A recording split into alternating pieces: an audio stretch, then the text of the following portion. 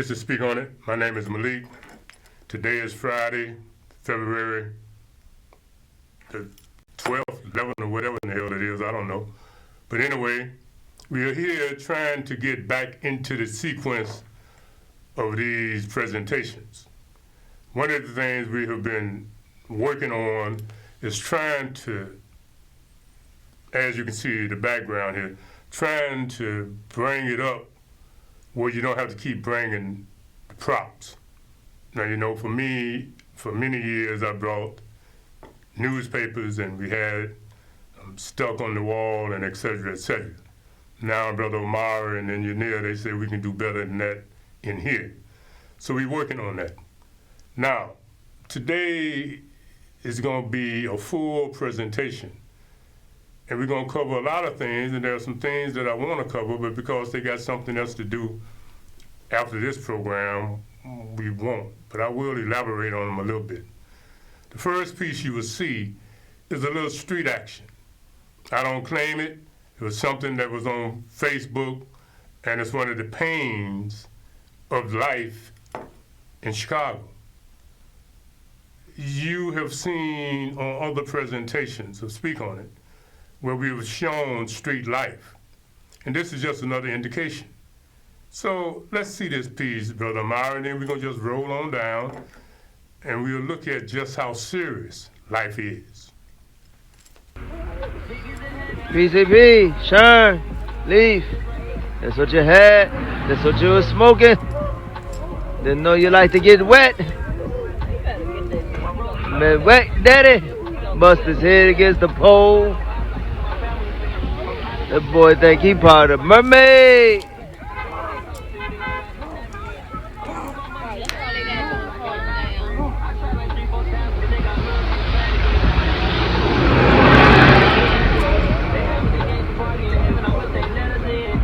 Man, bust his face and everything open, man. This is as close as I can get, y'all. I'm way across the street, down the street. But yeah, the man think he R. Kelly or something, man. Bimbo or something, the fish. He'll be alright. The thoughts out here, posted.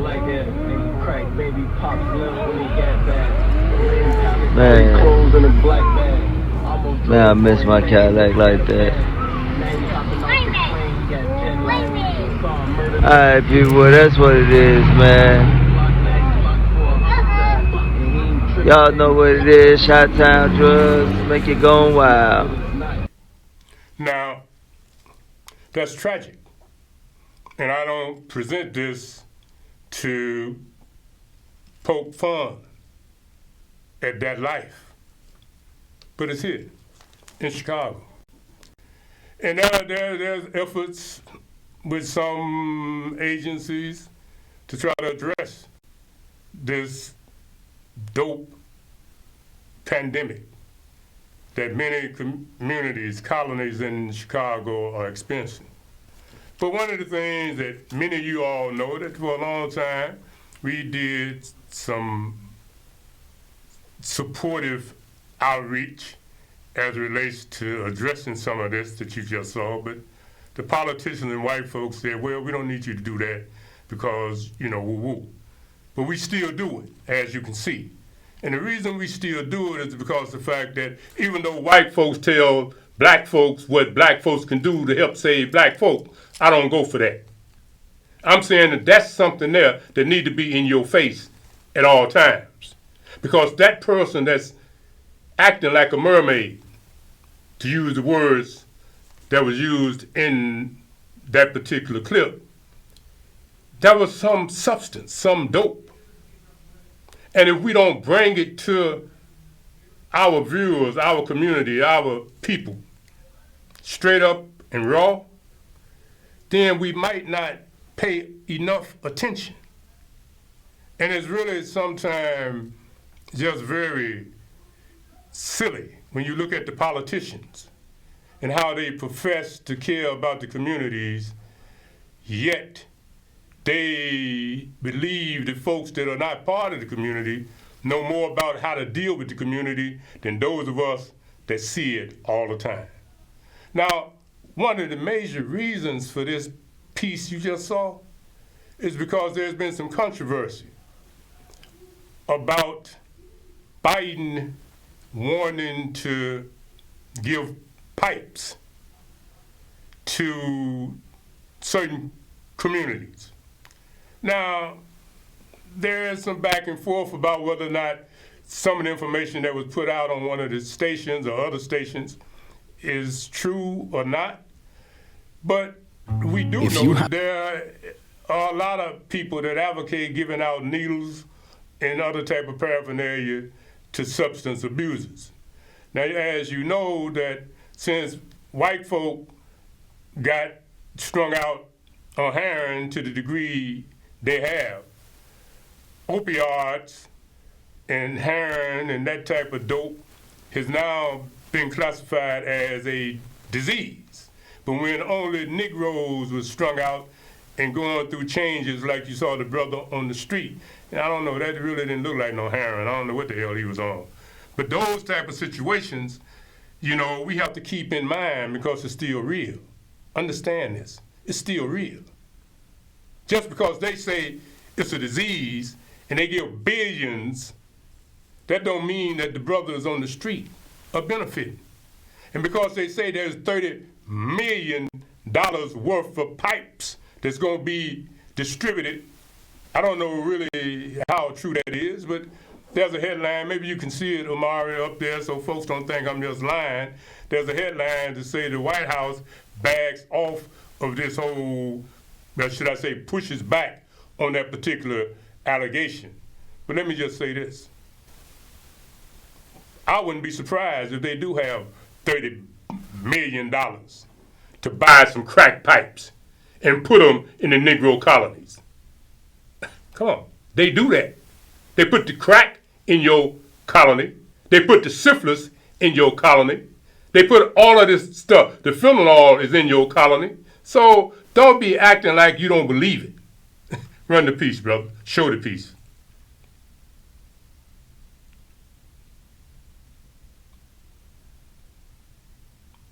Instances on the planet. And we talk about what it is doing, how it is getting here, and why it is such a problem. There are two places, China and Mexico. On China, the chemicals for these poisons come from China. That's right. Why isn't China stopping this? So that's the right question to ask. And China needs to do more. There is no question. Right now, China has a largely unregulated chemical industry, and those chemicals are being shipped on a daily basis to Mexico and to other countries in Latin America where they're being brought to Mexico. So the first question is exactly the right question. We know this is happening. China knows it's happening, and it has to be stopped. And it's a critical point because, as I said, if those chemicals can't get to Mexico, the criminal drug cartels in Mexico won't be able to make fentanyl and meth. And so it is a critical upstream part of our work. How important is the southern border then to cutting off the supply chain? The criminal drug cartels have, their whole model is relentless expansion. What they want are more consumers. They want more people buying their drugs. And what we've seen is that methamphetamine used to be on the west coast of the United States. They've expanded it to the east. Fentanyl and opioids used to only be on the east coast. They've expanded it to the west. They will stop at nothing, in my view, to make money. And making money means getting more customers. And fentanyl is so addictive that if they can get fentanyl into someone's body, knowingly or unknowingly, because we think in many instances people do not know, they're not seeking fentanyl, they're purchasing cocaine or they think they're purchasing a Xanax, and then they're becoming addicted to fentanyl. And that's where social media comes in. You can't talk about this without talking about social media. From TikTok to Snapchat, just the access that drug dealers now have in places that they never would have had before. Are you getting what you need from them? Are you sitting down with them? My position on social media is this.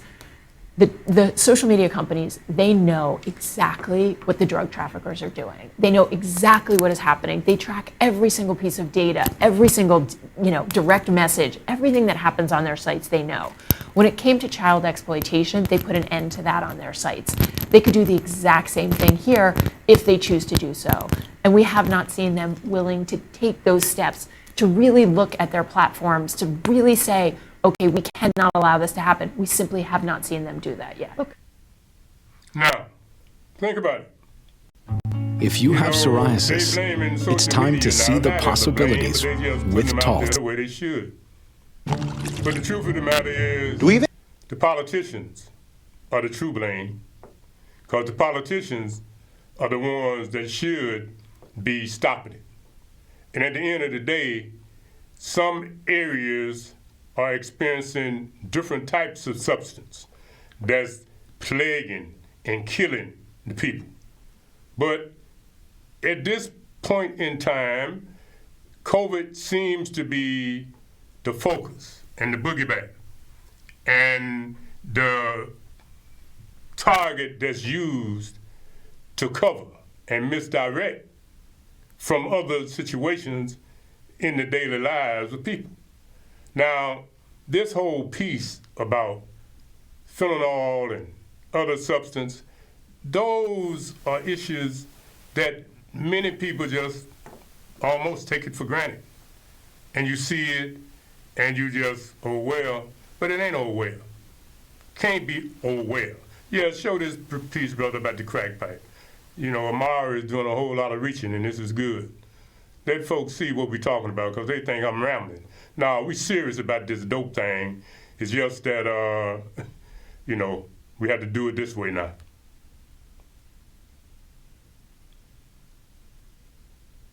Well, that piece seemed to have had a video, but it appears that the video is not actually what the arrow was pointing to. But you see that pipe, you've seen it before.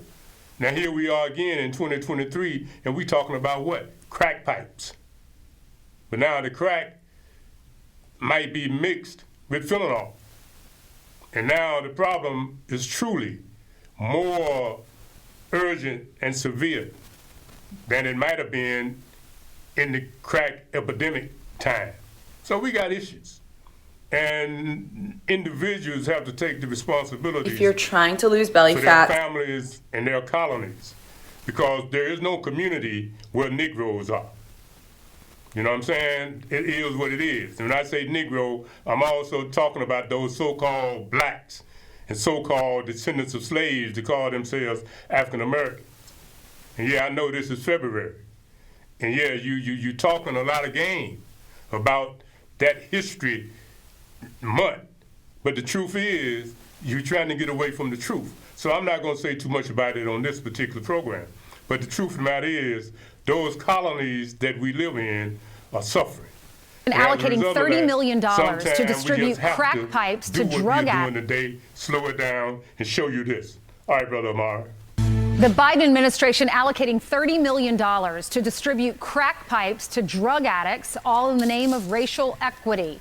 HHS telling the Washington Free Beacon these kits might include pipes for smoking crack and meth, claiming that it will help curb infections. Here to react, Fox News contributor and civil rights attorney Leo Terrell. Hey, Leo. Hi, Ainsley. Hi. Thanks for having me. Thank you for coming on. They're handing out these crack pipes to drug addicts. Can be used to smoke crack cocaine, crystal meth, or any illicit substance. I assume that you're not for this. This is going to be a disaster, right? Listen, I want to be very clear. They're using the term racial equity.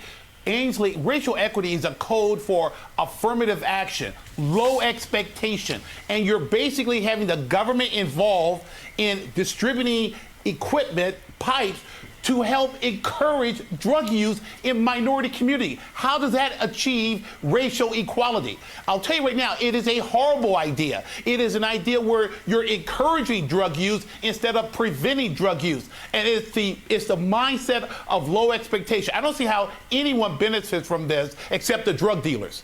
They're giving them $30 million to do this. That's crazy. All right, let's go to Colorado. It's right outside of Denver, a little south of Denver. Douglas County School District, and it's now conservative. The school district's now conservative. So they decided to fire this longtime superintendent because they say this superintendent is pushing equity and implementing too much change, far left radical change, progressive change. They're not for it. But 1,500 teachers called out sick. Classes had to be canceled because of it. Some of the school students were walking out. What are your thoughts? I'm so glad. Bravo for firing this superintendent. I was a former school teacher, Ainsley, and right there, that walkout, that's the teachers union encouraging kids to walk out. Why did they fire this superintendent? Because he's, again, in favor of critical race theory. And let me be clear, critical race theory is a way to play the race card in education. So what they're doing right now is using the school children. The union is upset because a conservative school board took over the board. And I'm going to be very clear. Local school elections are the most important elections. Why? Because our kids are at stake, Ainsley, and the Democrats want to implement critical race theory, which basically lies about American history. We're seeing that more than ever. There are many more registered Republicans in that area. So even though some are against this, I assume there are many more that are for it. Thank you so much, Leo, for coming on. This life-saving device is taking the... There it is. I like his amplification. You all want to call it, passion. No, amplification as it relates to him articulating that. And I'm glad that Amari was able to find it so people can see that, no, we're not just sitting up here trying to deal with false news. We're not. And I know because that's Fox, a lot of you all think it's fake news. I don't know. But I know that what I saw and what I heard about those pipes and what I saw and what maybe you saw in the presentation. Seventh grader in Connecticut who... People are suffering from dope. Now, whether the news source that brought it is faking, I can't say. But what I see in the streets is not a fake. It's not. And what we're bringing to you, fake is not the intent. The intent is to bring awareness. The intent is to bring hope, if there's a such thing. The intent is to engage us in processes of paying more attention to each other. So much for that. Run this other piece here, Brother Amari, because we're looking at the clock. A troubling discovery at the home of a 7th grader in Connecticut who died of a fentanyl overdose. Police say they found 100 bags of the drugs in the 13-year-old's bedroom. The boy overdosed at the Sport and Medical Sciences Academy in Hartford earlier this month. Police say the drugs in his home had the same packaging as 40 bags of fentanyl powder found at the boy's school. The young man's mom is cooperating with investigators. Police say there is no evidence that she knew her son had the deadly drug. Under the head. See, that's why we bring this. Like I said, the parent, the mother, said she had no idea. She didn't know what to look for, maybe. Maybe she was too busy doing something else. But at the end of the day, that boy got that dope from somewhere. And that dope is a very deadly weapon.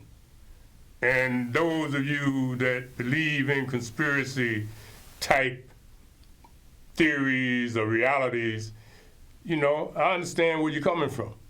I'm not quite there yet, but I do know that history has shown that a lot of what happens in our colony where Negroes live, it is laid out by those that meet in so-called secret places that might be classified as creating conspiracies to further destroy the descendants of slaves. Next piece, brother.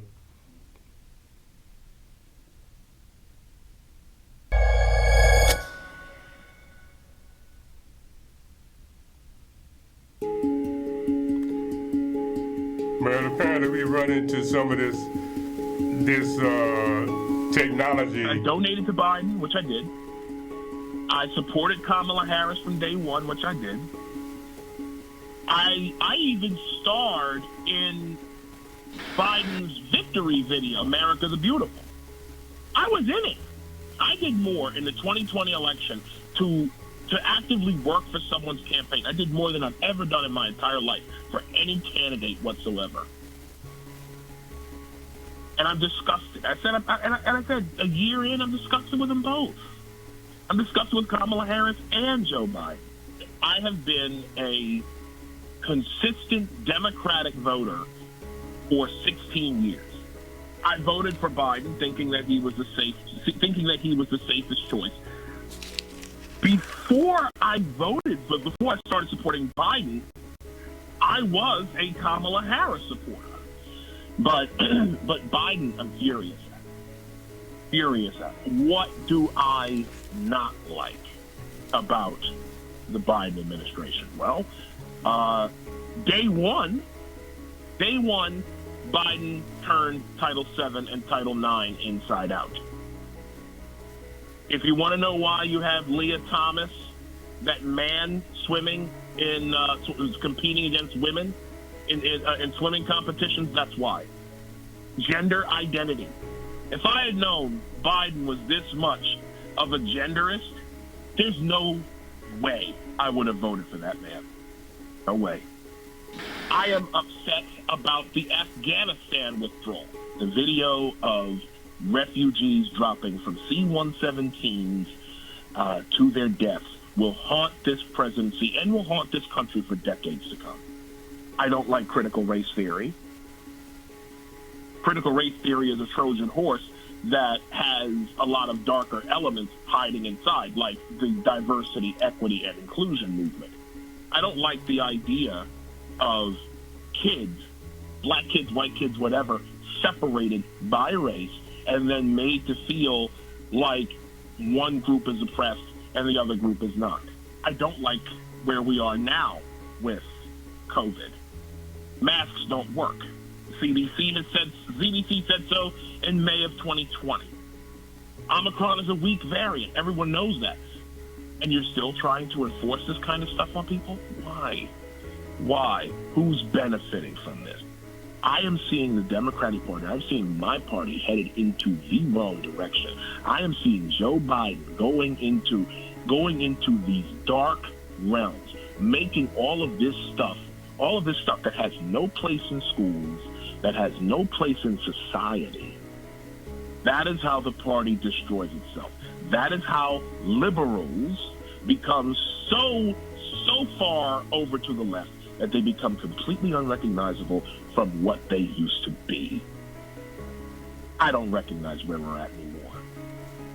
And I'm pissed about it. Democrats, I need you to listen to me carefully. The fact that I, a registered Democrat, am appearing on Fox News, I don't have a grift, I don't have a thing, I don't have a gimmick, I don't have a brand. And the fact that I, a blue-collar Democratic worker, am speaking to Fox News should scare you and scare the rest of our party.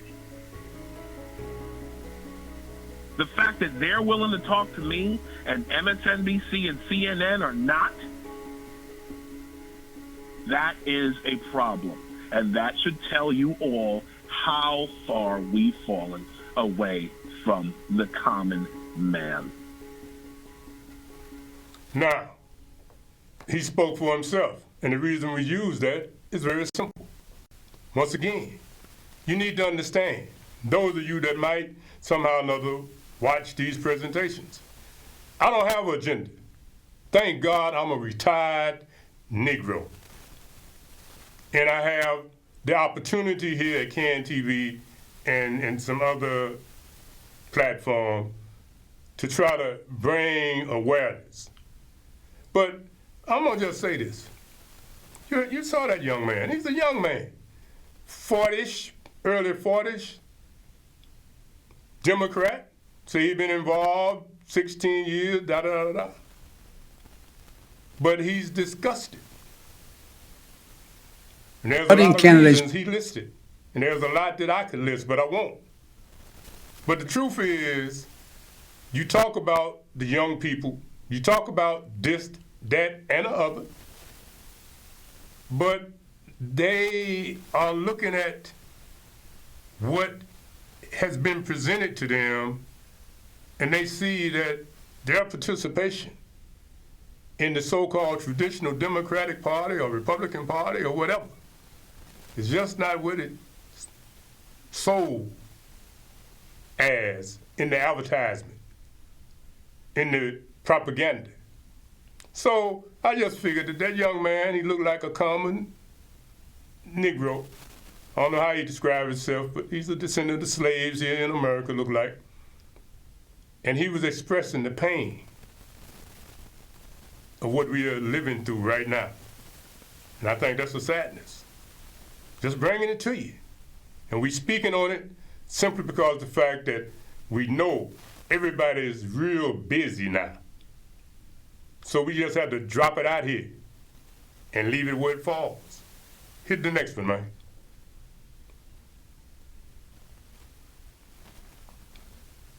I've been studying candidates' backgrounds and writings. I've made no decision except one. The person I will nominate will be someone with extraordinary qualifications, character, experience, and integrity. And that person will be the first black woman ever nominated to the United States Supreme Court. It's long overdue in my view.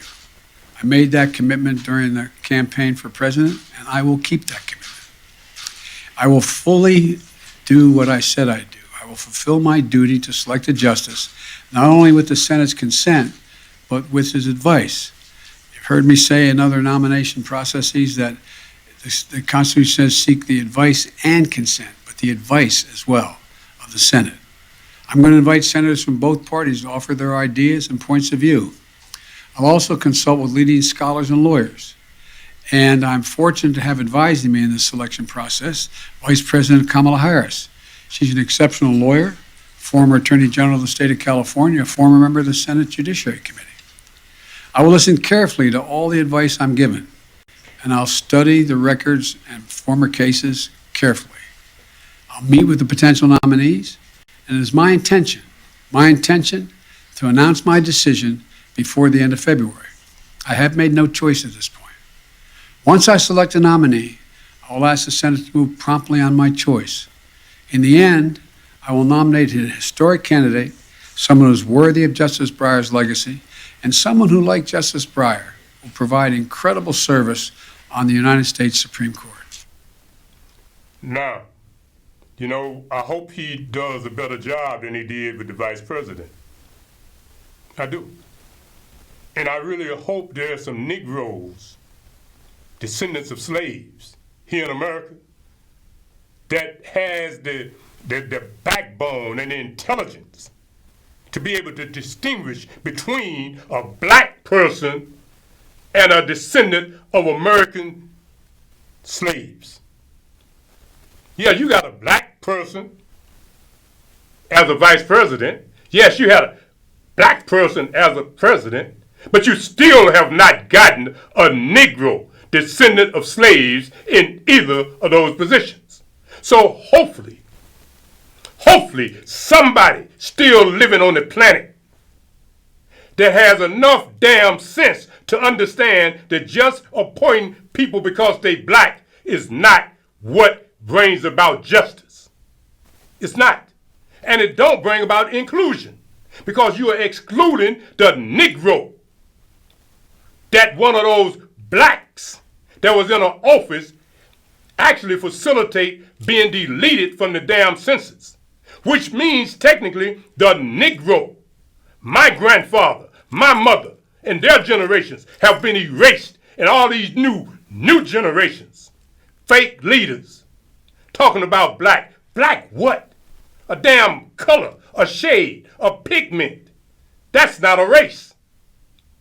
No, Negro is not a race, but Negro was a designation that showed that group of people here in America that suffered under the atrocity of these creatures that enslaved our ancestors and Jim Crowed and buzzed us.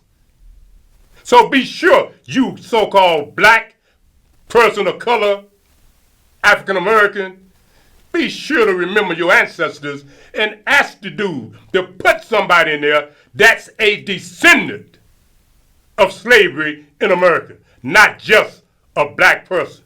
Because the person over civil rights now is a Jamaican.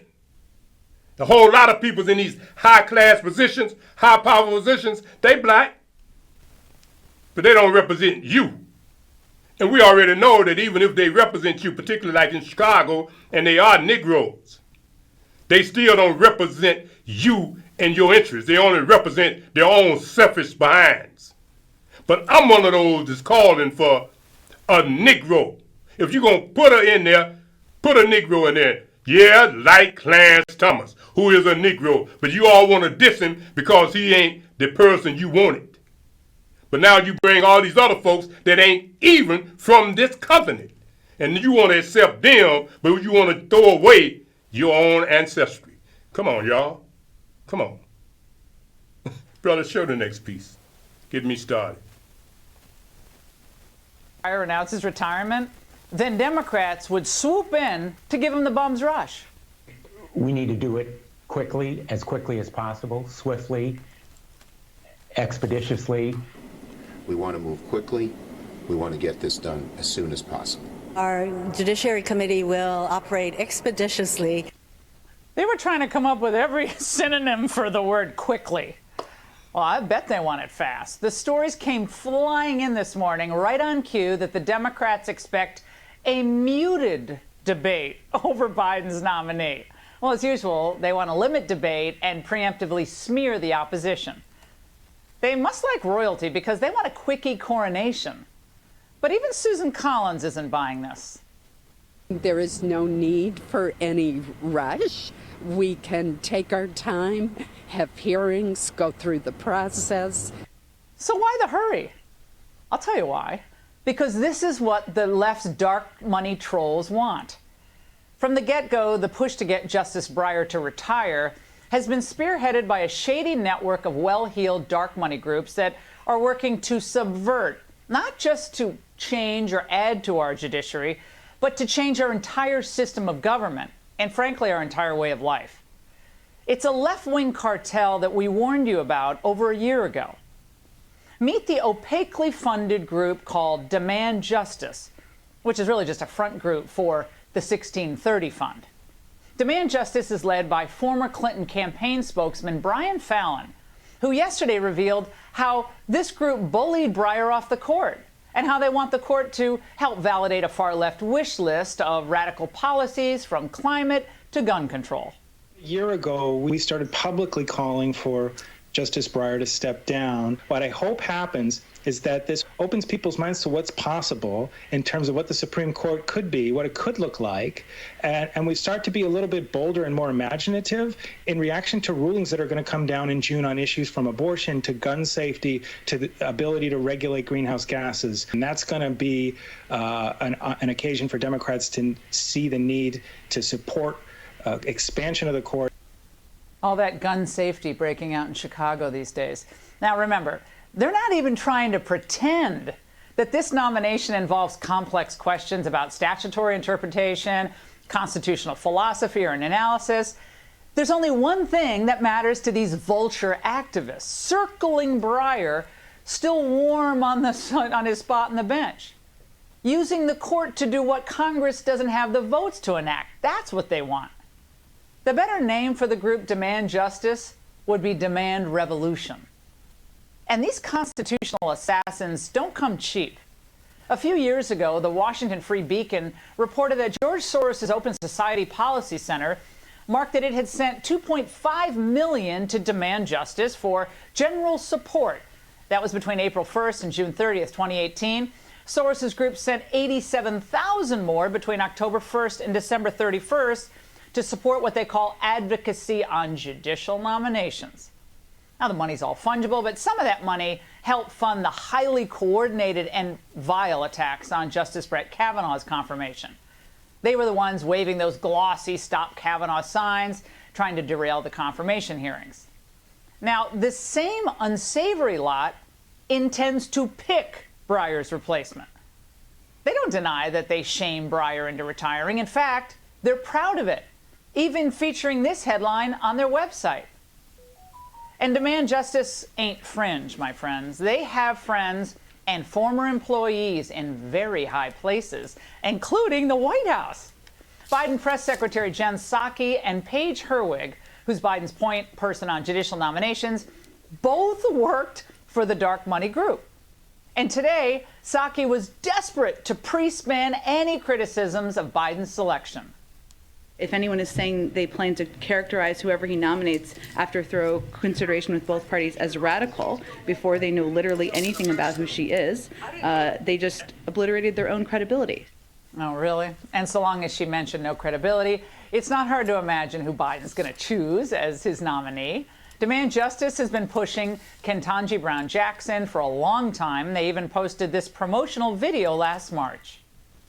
Ms. Jackson brings the entire package in one candidate. I'm fairly certain that if you traced my family back past my grandparents, you would find that my ancestors were slaves on both sides. I say justice demands this result.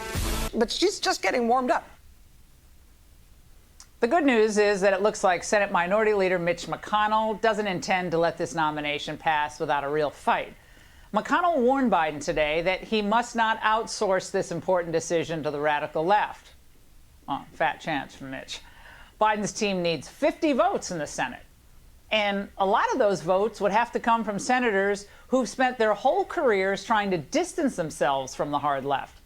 So it's up to you voters in the states that elected these so-called moderate Democrats to exert as much political pressure on them as possible, urging them to reject Biden's soon-to-be-announced radical pick. I have a question tonight.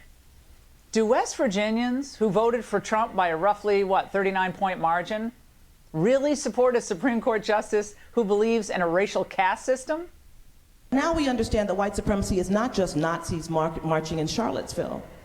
White supremacy is the effort to continue to hold on to power by any means necessary and to destroy what you cannot control, simply because they don't want to share it with black and brown people.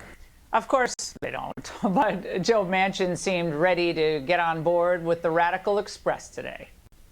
It's not too hard to get more liberal than me, so it would not bother me having a person who was sound in their disbursement of justice and the rule of law, just because of their personal beliefs. Well, okay, that means Joe Manchin is willing to vote for a nominee who would use her power to ban the main industries of his home state. Now, remember, the Clean Air Act's language can mean anything to a judicial activist. And the hard left wants West Virginians to go broke. What we need to look at is this. For that matter, you see how they working. You see what I'm saying? Both sides. They saying that, they ain't going. But it's going to happen. Biden is going to appoint a black female to the Supreme Court. That's going to happen. The lady you just saw there with the ancestry that I would say is truly a priority. When you enter your home, what do you smell? Is it fresh air? That's the right type or are you smelling soiled cat that I would I keep suggest. Now, at the end of the day, it won't matter. Because usually whoever get those type of positions, they really go along with the team.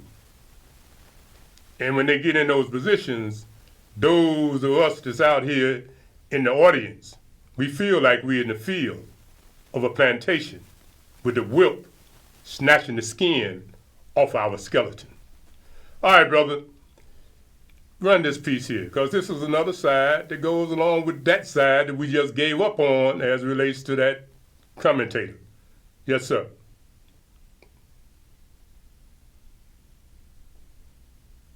Thank you, Mr. President. That is terribly nice. And believe me, I hold it right here. It's wonderful. And I thought about what I might say to you, and I'd like to say something I enjoy is talking to high school students, grammar school students, college students, even law school students. And they'll come around and ask me, what is it you find particularly meaningful about your job? What sort of gives you a thrill? And that's not such a tough question for me to answer. It's the same thing. Day one almost, up to day I don't know how many.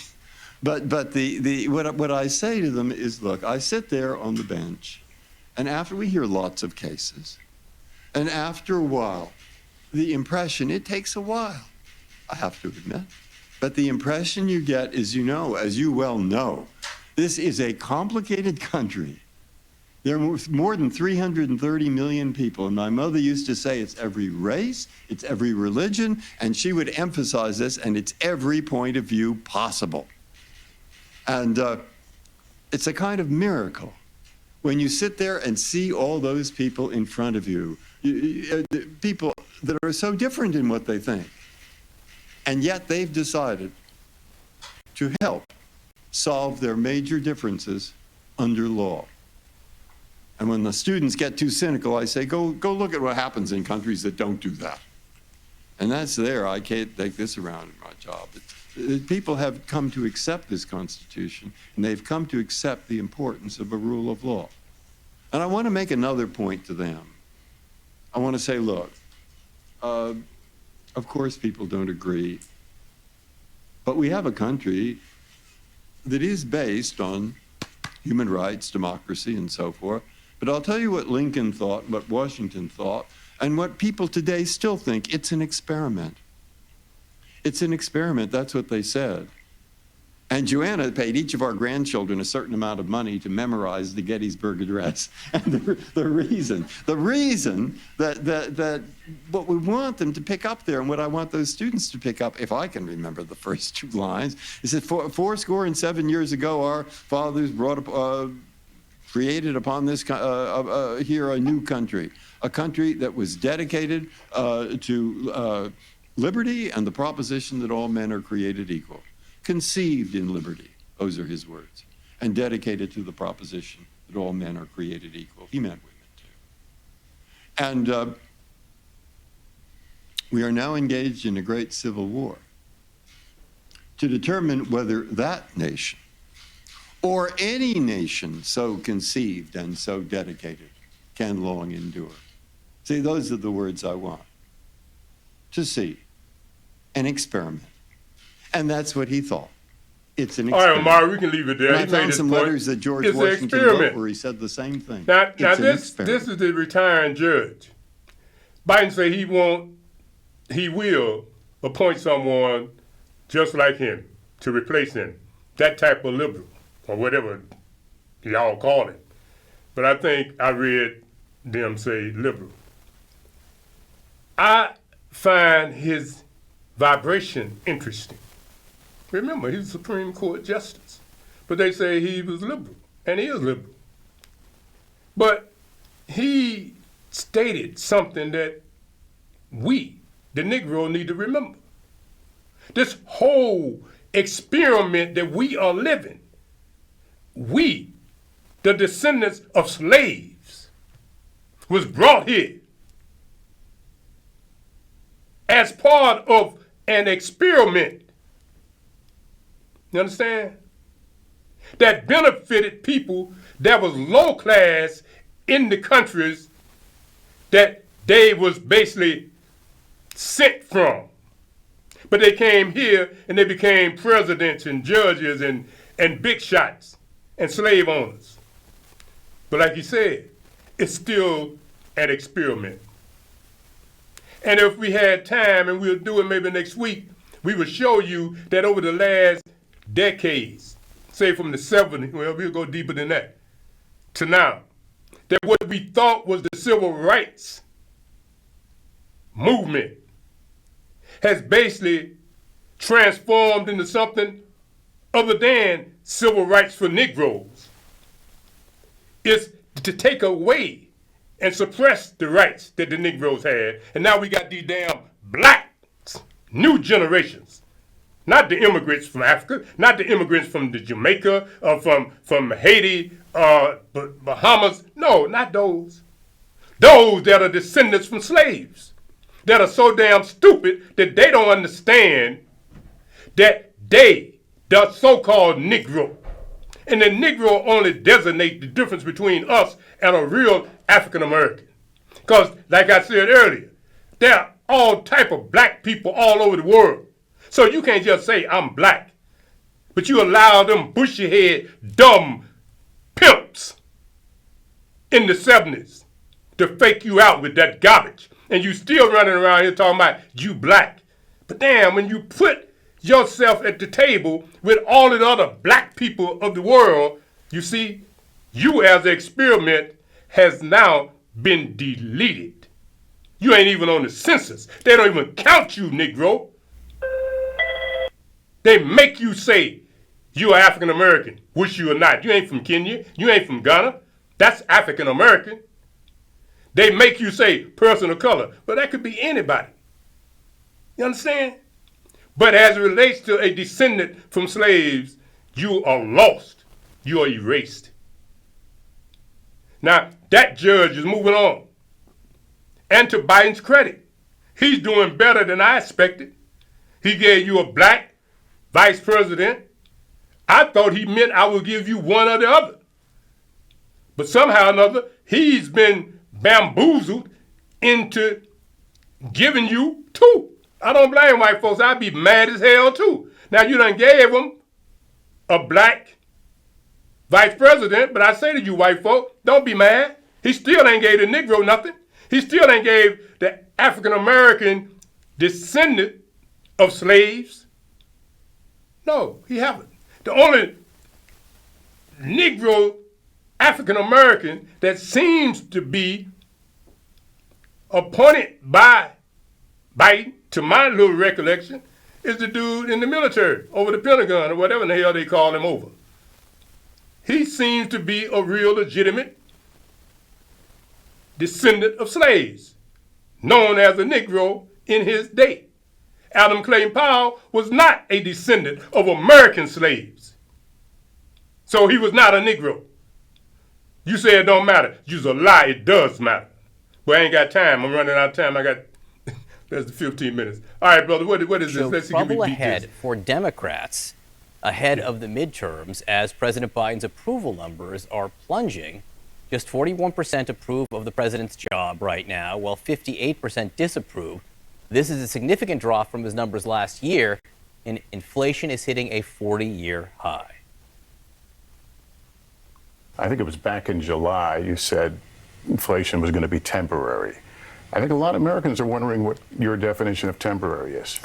Well, you're being a wise guy with me a little bit. I understand that's your job. When can Americans expect some relief from this soaring inflation? According to Nobel laureates, 14 of them that contacted me and a number of corporate leaders, it's ought to be able to start to taper off as we go through this year. In the meantime, I'm going to do everything in my power to deal with the big points that are impacting most people in their homes.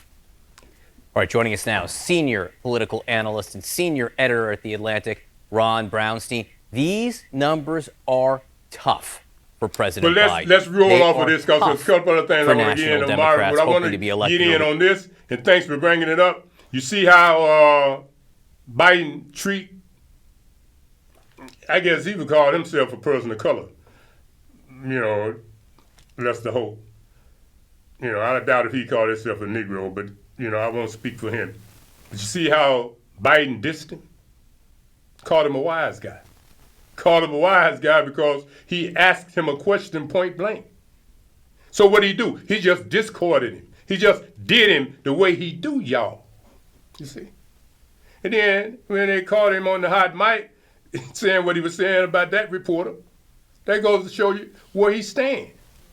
But had that been Trump dealing with those type of you wise guy and you sitting there being a person of color, y'all be talking all type of craziness. Biden didn't mean no harm. Biden was just treating him the way he treat people with that type of complexion. You ask me a question, I don't like the question, so I call you a wise guy. Man, luckily, Lester Holt is a professional, so he didn't get bent. But you Negroes that call yourself black and a person of color, an African American, you know, you need to go back to calling yourself Negroes. Because the bottom line is you are really being diluted. But you see what the president think about you. You're a wise guy if you ask the question. You're a wise guy if you don't agree.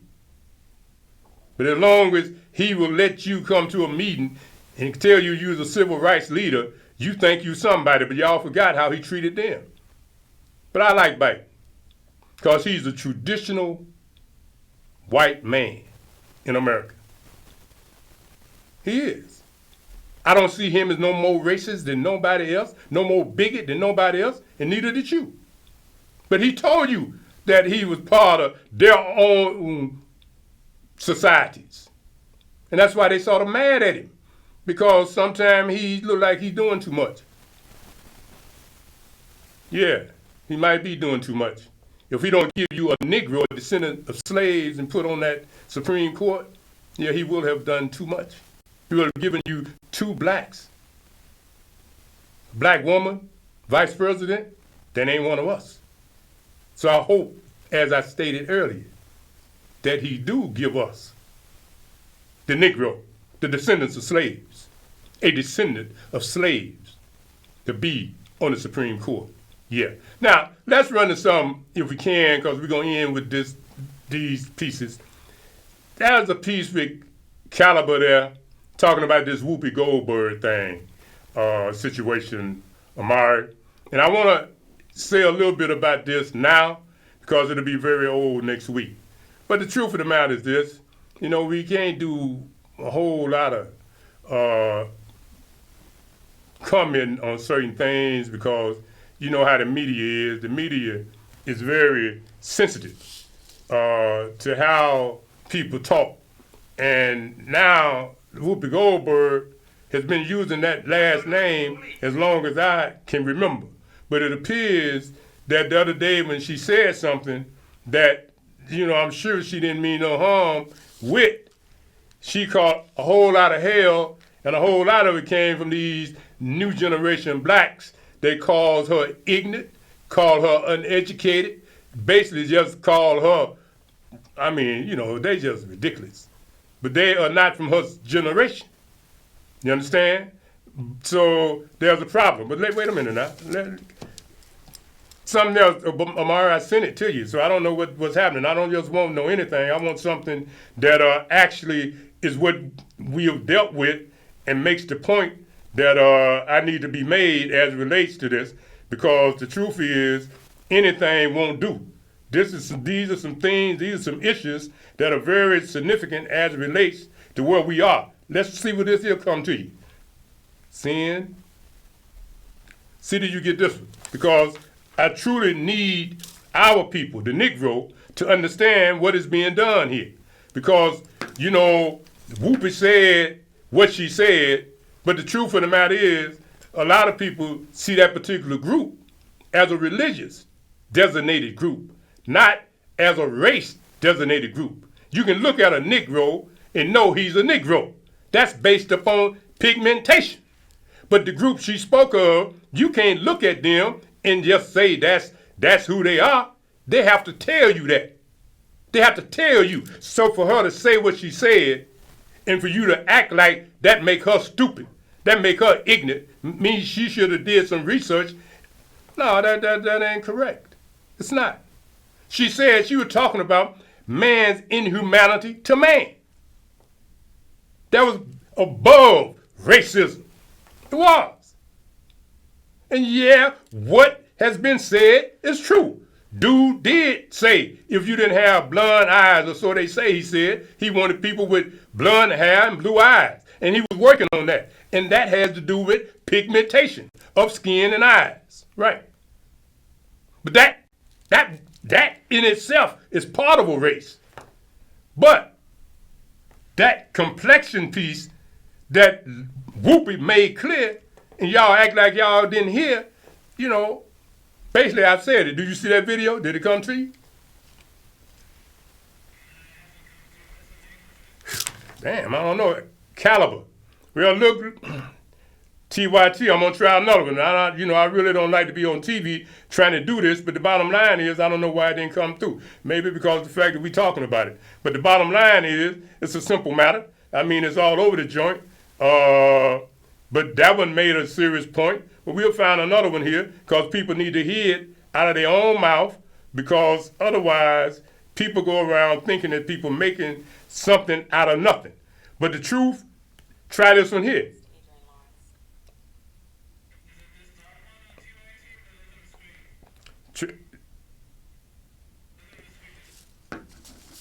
Yeah, whatever. Yeah, the TYT might be the one we're looking for, because I did send you one from TYT.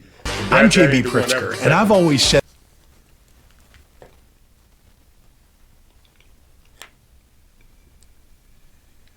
Well, I think I'm gonna take a note from the Spirit. You tell me that I'm sitting here, done sent all of this, and somehow or another, none of this concerning this issue. Now, I don't want that woman. There's one that I sent you. So none of these I can send you as it relates to what we want to talk about. You can't get them. But now I see some stuff you got here that we get. So now move around, because now I'm not going to talk about something that I haven't had the chance to view. And I'm sitting here looking at stuff from all over the place. I mean, it's right there. So I don't know what's the difference between what you finding and what I'm sending as it relates to the material that we need to be looking at. Now I'm going to send you this again. And I mean, it's a simple matter. I think right here, this is from TYT, and that's sent. Now, your thing don't pick that up? All right. So I don't need to talk about those particular issues. So I leave it alone. Because sometimes if you push too hard against the Spirit, when the Spirit had clearly shown you that maybe that ain't something that need to be dealt with, you just have to move around. So let me see what else can we deal with as it relates to maybe some, see. I sent you something with Morgan Freeman. Do you have that, Amari? If not, the piece with Minister Farrakhan.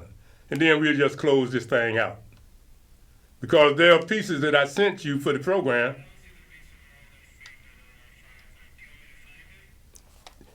No, because I mean, the stuff I sent is the stuff I wanted us to deal with. So if you ain't got it, you ain't gonna have what I wanted to deal with, and that's that. So what I'm gonna do is this: we're gonna close this one out simply because of the fact that whatever is happening is an interesting thing, because sometimes challenge come, but something similar to this happened the other night at the other milieu. Now I send dude some stuff Monday for Wednesday night. Just like where we are right now on today with this program. We get to a point, dude, he been doing it, can't find none of what he sent. And I mean, it's just like, woo-woo. It's sent. So if it's sent, why don't you have it? Same here. It's sent. But this is 4 pieces sent, and ain't none of them there. So sometimes you have to be able to see the Spirit for what it is. And the Spirit is a powerful thing. But if we somehow ignore the Spirit, we end up in quicksand. But I think you got my flavor as it relates to Whoopi Goldberg. And a lot of people are talking a lot of things about she chose the name, that last name, which is a designated name, so it seems, for that particular group of people. And she explained some things. And she apologized, maybe because she just wanted to go on. And she took into consideration, okay, what I said, that that was just conversation, but I didn't say it to diss the reality of what happened, but I said it as it relates to something else, and that is, man, regardless of his race, is sometimes so cruel to other men that it's beyond race. Africans kill Africans, not because of race, but because of tribe. Religious groups kill religious groups, not because of race, but because of the religious belief. I remember when I was growing up, there was a fight always in Ireland somewhere. Protestants and the Catholics. They all was Irish, from what I understand, but they was killing each other. Why? Religion. So how do you make race into this thing here? You see what I'm saying? Race get to be used when you're dealing with Negroes, blacks. But what you need to do is understand everything ain't that simple. And that's the point I'm making here as it relates to part of what we present in this particular month that started off being Negro History Week. And now these new generations want to call it Black History month or whatever. But the problem is, y'all talking about black history, but you all remember the little girl that won the spelling bee? I told you all.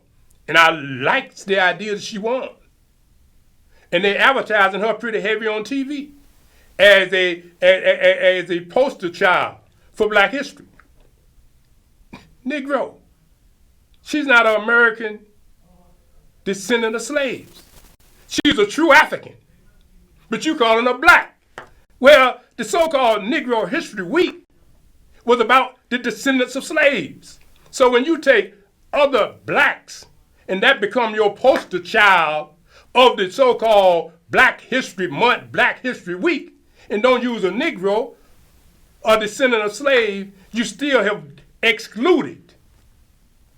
By you trying to include everybody black, you exclude the damn Negro. The reason the whole situation exists. You understand? And I'm not going to be quiet. I am going to talk the word Negro because it's okay for everybody else. There's over 500,000 legitimate African immigrants in America as I speak. And that's cool. But the truth of the matter is, 1 in 10 black folks in America is an immigrant. But where is the Negro? What is his percentage now? That's all I'm saying, y'all. And for those of you that don't want to deal with it, I almost went there. But I'm glad the Spirit caught me. If you can't see the difference between a descendant of slavery in America and a descendant of a slave in Jamaica or a descendant of a slave in the Bahamas, then you's a blind individual, because there is a difference. Until next week, Alafia, peace, and good health.